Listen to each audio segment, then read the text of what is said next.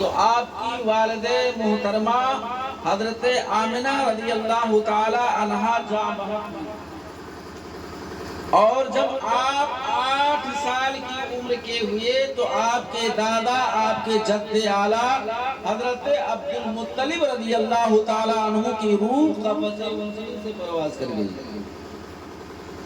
آقا کریم صلی اللہ تعالی علیہ وسلم نے ایسے دور میں اپنی آنکھوں کو کھولا تھا جہاں کفر و الحاد کی آندھیاں چل رہی تھی، انسانیت اپنا معصیہ پڑ رہی تھی، باپ اپنے بیٹے کو زندہ قبرستان میں دفنا رہا تھا، بھائی اپنے بہن کو زندہ قبرستان میں تھوپ رہا تھا، لیکن قربان جاؤ اس سسکتی ہوئی دنیا کے اوپر اگر کوئی رحمت برسانے والی ذات ہے تو محمد مصطفیٰ صلی اللہ تعالی علیہ وسلم کی ذات ہے۔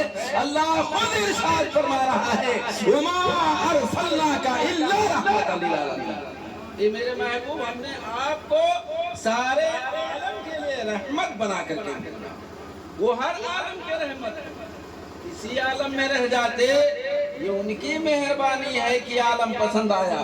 درود پاک پڑھیں اللہم صلی علی سیدنا و شفیعنا مولانا محمد وبارک وسلم صلاۃ و سلام علیک یا رسول اللہ صلی اللہ تعالی علیہ وسلم۔ حضرات گرامی، آقا کریم حضور روح فدا محمد مصطفیٰ صلی اللہ تعالی علیہ وسلم کی ذات ستودہ صفات ہے، صحابہ کرام کا ٹھاٹھے مارتا ہوا مجمع ہے۔ آقا کریم صلی اللہ تعالی علیہ وسلم اپنے تمام صحابہ کرام کو دینی معلومات فراہم کروا رہے تھے۔ آقا کریم صلی اللہ تعالی علیہ وسلم کی دور بھی نگاہیں اٹھیں اور آپ نے ایک نقاب پوش سوار کو دیکھ لیا۔ آقا کریم صلی اللہ علیہ وسلم نے اس نقاب پوش سوار کو دیکھا تو آپ نے اپنے دوشالے اطہر کو اتارا، اپنے کالی کملی کو اتارا اور صحابہ کرام کے سامنے آپ نے زمین پر بچھا دیا۔ آقا کریم صلی اللہ علیہ وسلم استقبال میں کھڑے ہوئے ہیں۔ آقا کریم صلی اللہ علیہ وسلم استقبالیہ میں آپ وہاں پر کھڑے ہو کر کے انتظار کر رہے ہیں، آنے والا مہمان کون آ رہا ہے؟ ایک نقاب پوش ہے، وہ اونٹ پر سوار ہے، سواری پر ہے، اور آقا کریم سراپا جو ہے انتظار بن کر کے تشریف فرما ہے۔ آقا کریم صلی اللہ علیہ وسلم کے پاس جب وہ نقاب پوش قریب آیا، سواری سے اترا اور آپ نے جو چادر بچھائی تھی زمین کے اوپر، اس کے اوپر آپ تشریف فرما ہوتی ہے، اور ہونے کے بعد آپ نے راز و نیاز کی بات کی، آپ نے دل کی باتیں ان سے کی، انہوں نے آپ کے دل کی بات کہی، اور پھر چند ہی لمحوں کے بعد پھر وہ اونٹ پر سوار ہوئی اور اپنا راستہ لیا۔ آقا کریم صلی اللہ علیہ وسلم کے پاس تمام صحابہ کرام حیرت زدہ ہو کر کے پوچھ رہے ہیں یا رسول اللہ صلی اللہ تعالی علیہ وسلم فداک امی و ابی، میرے ماں باپ آپ پر قربان ہو جائیں، ہم تو آپ کی خدمت کرنے کے لیے حاضر آئے ہیں۔ ہم نے آپ نے مجھے حکم فرمایا اللہ ایک ہے، میں نے بغیر دیکھے اللہ کو مان لیا ہے۔ آپ نے کہا عرش و کرسی حق ہے، میں نے تسلیم کیا حق ہے۔ آپ نے کہا جنت و دوزخ موجود ہے، آپ نے کہا ہم نے مان لیا۔ اے میرے آقا صلی اللہ علیہ وسلم، آپ نے قرآن پاک کو اپنے سینے میں محفوظ کر کے ہمیں درس دیا، یہ ہم نے تسلیم کر لیا ہے۔ آپ نے نماز کی تعلیم دی، ہم نے تسلیم کر لیا ہے۔ آپ نے روزے دیے، آپ نے نماز دیے، آپ نے حج کے احکام سکھائے، ہم نے مان لیا۔ لیکن اے میرے آقا، یہ کون سی ذات ہے؟ پوری دنیا آپ کا استقبال کر رہی ہے، پوری دنیا آپ کا استقبال کر رہی ہے، اور آپ کس کے استقبال میں کھڑے ہوئے تھے؟ آپ نے اپنے کالی کملی کو کس کے لیے جو ہے بچھا دیا؟ اللہ اکبر، اتنا فرمانا تھا، آقا کریم صلی اللہ علیہ وسلم اشکبار ہو جاتے ہیں اور کہتے ہیں اے میرے جانثار صحابہ سنو، آپ کے ماں باپ زندہ ہیں، آپ نے اپنے ماں باپ کی خدمت کی، اللہ نے جنت کے لیے آپ کو جنت کے لیے پروانہ نجات بنا دیا ہے۔ ہماری والدہ باحیات نہیں ہے، ہمارے والد گرامی جو ہے مادر ہی میں انتقال کر گئے تھے، لیکن جانتے ہوئے آنے والا سوار کون ہے؟ آقا کریم صلی اللہ علیہ وسلم کی بارگاہ ہے۔ تمام صحابہ کرام عریضہ پیش کر رہے ہیں، یا رسول اللہ آپ بہتر جانتے ہیں آنے والا کون ہے، آپ نے کس سے گفتگو کی ہے، آپ نے کس سے راز و نیاز کی بات کی ہے، یا آپ جانتے ہیں؟ اللہ اکبر، میرے آقا حضور روحی فدا محمد مصطفیٰ صلی اللہ تعالیٰ علیہ وسلم ارشاد فرماتے ہیں، اے میرے صحابہ آپ کو حیرت زدہ ہونے کی ضرورت نہیں ہے، بلکہ یہ وہ میری ماں ہے جنہوں نے 2 سال تک مجھے اپنا پستان چسا کر میری شکم پوری کی ہے، یہ میری ماں دائی حلیمہ۔ اللہ اکبر، یا رسول اللہ، زندہ باد، زندہ باد، زندہ باد، اللہ اکبر، یا رسول اللہ۔ حضرات گرامی، آقا کریم صلی اللہ علیہ وسلم نے اپنے رضائی ماں کا اتنا احترام کیا۔ آپ کی والدہ ہوتی کتنا احترام کرتے، آپ کے والد گرامی ہوتے تو کتنا احترام کرتے، لیکن یہ جو میرے آقا صلی اللہ علیہ وسلم نے اپنے رضائی ماں کا احترام کیا، یہ ہمارے لیے درس عبرت ہے۔ ہمیں اور آپ کو چاہیے اس ماں کا احترام کریں جس نے کڑاکے کی ٹھنڈک میں گیلے بستر پر سو کر اور ہمیں ہمارے جسم کو آنچ آنے نہیں دیا، گیلے بستر پر سو رہی اور جو ہے سوکھے بستر پر آپ کو لٹا کر ہمیں لٹا کر کے انہوں نے پروان چڑھایا۔ وہ خود بھوکی رہی لیکن اپنے اولاد کو بھوکا نہیں سونے دیا، وہ خود پیاسی رہی لیکن آپ کے منہ کو سوکھنے نہیں دیا۔ ہر طرح سے حتی المقدور انہوں نے کوشش کی کہ اپنی اولاد پر انہیں آنچ نہ آنے دیا جائے، اپنی اولاد کے اوپر ان کو کوئی تکلیف نہ پہنچنے پائے۔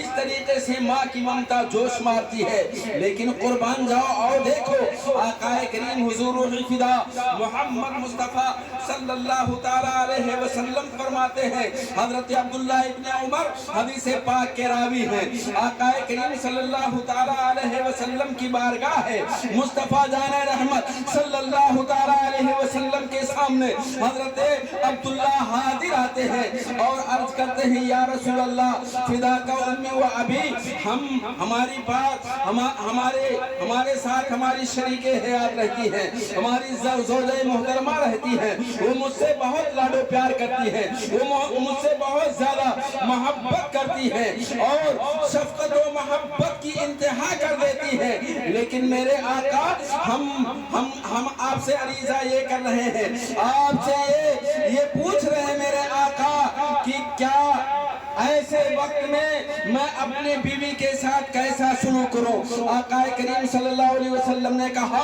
اپنی زوجہ کے ساتھ بہتر سلوک کرو، لیکن اور کیا کہنا چاہتے ہو؟ ایسے وقت میں حضرت عبداللہ فرماتے ہیں، یا رسول اللہ صلی اللہ علیہ وسلم میرے والد گرامی حضرت عمر ابن خطاب ہے رضی اللہ تعالیٰ عنہ، وہ میری زوجہ سے بیزار رہا کرتے ہیں، وہ میری زوجہ سے ناخوش رہا کرتے ہیں، وہ میری زوجہ سے قبیلہ خاطر رہا کرتے ہیں اور ان کی دلی تمنا یہ ہے کہ میں اپنی زوجہ کو طلاق دے دوں، تو آیا میں ایسے وقت میں اپنی شریک حیات کو طلاق دے دوں؟ اللہ کے پیارے رسول سرور کائنات صلی اللہ تعالیٰ علیہ وسلم ارشاد فرماتے ہیں، ہاں اے عبداللہ ابن عمر، اگر تمہارے باپ نے کہا ہے تو اپنی بیوی کو طلاق دے دو، اس لیے کہ باپ اور ماں ایسی ذات ہے جن کے قدموں میں جنت ہوا کرتی ہے۔ حضرات آقا کریم صلی اللہ علیہ وسلم ارشاد فرماتے ہیں، ہما جنتک وہما نارک، مربوط بہو کہاں گئے بلاؤ؟ والدین ماں باپ تمہارے لیے جنت ہیں، وہما نارک، اور والدین تمہارے لیے جہنم ہے۔ اگر چاہو تو والدین کی خدمت کر کے جنت خرید لو، اور اگر چاہو تو انہیں ناخوش کر کے جہنم خرید لو۔ حضرات آقا کریم صلی اللہ تعالیٰ علیہ وسلم نے ہمیں کیسا درس دیا ہے. چند ہی لمحوں میں آپ نے 23 سالہ زمانہ گزارا ہے. نبوت کے بعد، اعلان نبوت کے بعد میں آپ نے کل 63 سالہ زندگی عرب کی سرزمین پر گزاری ہے، لیکن 40 سالہ خاموشی والی زندگی تھی. آپ کے اس خاموشانہ زندگی کو دیکھ کر اہل مکہ اشاش کرتے تھے، آپ کو امین کہا کرتے تھے، آپ کو صادق کہا کرتے تھے.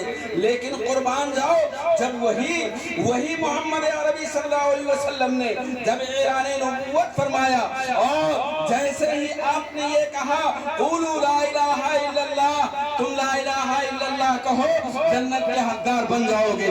اللہ اکبر اتنا کہنا تھا، یہ صدائے دل نواز پیش کرنا ہی تھا کہ وہ لوگ جو ابھی تک آپ کو امانت دار کہا کرتے تھے، جو آپ کو صداقت کا تاجدار کہا کرتے تھے، اب وہی لوگ آپ کے پیروں کو زخم لہولہان کرتے ہوئے نظر آ رہے ہیں. آپ کے گلوئے ناز پر ادھڑیاں جو ہے ڈالتے ہوئے نظر آ رہے ہیں.